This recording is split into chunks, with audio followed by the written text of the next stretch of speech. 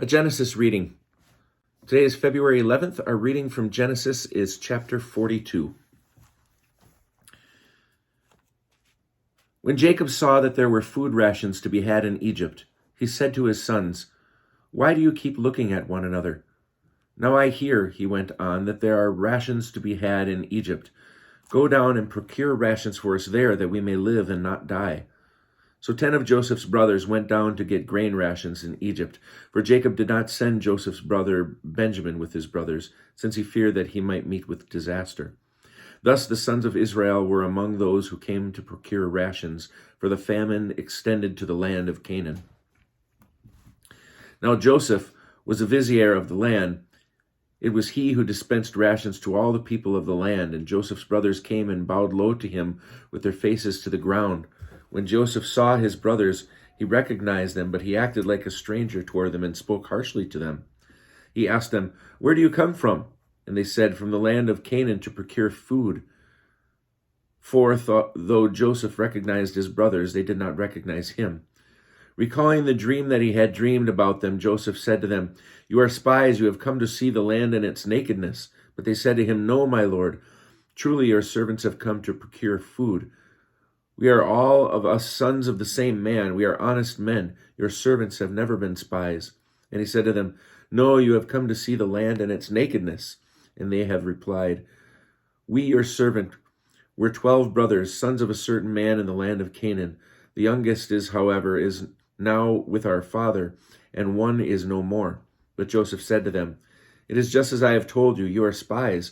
By this you shall be put to the test, unless your youngest brother comes here. By Pharaoh you shall not depart from this place. Let one of you go and bring your brother while the rest of you remain confined, that your words may be put to the test, whether there is truth in you. Else by Pharaoh you are nothing but spies." And he confined them to the guardhouse for 3 days. On the 3rd day Joseph said to them, "Do this and you shall live, for I am a God-fearing man. If you are honest men, let one of you brothers be held in your place of detention, while the rest of you go and take home rations for your starving households. But you must bring me your youngest brother, that your words may be verified, and that you may not die." And they did accordingly. They said to one another, "Alas, we are being punished on account of our brother, because we looked on his anguish, yet paid no heed as he pleaded with us. That is why this distress has come upon us." Then Reuben spoke up and said, "Did I not tell you, do no wrong to the boy? But you paid no heed. Now comes the reckoning for his blood." They did not know that Joseph understood, for there was an interpreter between him and them. He turned away from them and wept, but he came back to them and spoke to them. He took Simeon from among them and had him bound before their eyes. Then Joseph gave orders to fill their bags with grain, return each one's money to his sack, and give them provisions for the journey, and this was done for them. So they loaded their asses with the rations and departed from there. As one of them was opening his sack to give feed to his ass at the night encampment, he saw his money right there at the mouth of his bag, and he said to his brothers, "My money has been returned. It is here in my bag." Their hearts sank, and trembling, they turned to one another, saying, "What is this that God has done to us?" When they came to their father Jacob in the land of Canaan, they told him all that had befallen them, saying, "The man who is lord of the land spoke harshly to us and accused us of spying on the land. We said to him, 'We are honest men. We have never been spies. There were 12 of us brothers, sons by the same father. The one is no more, and the youngest is now with our father in the land of Canaan.' But the man who is lord over the land said to us, 'By this I shall know that you are honest men. Leave one of your brothers with me, and take something for your starving household, and be off.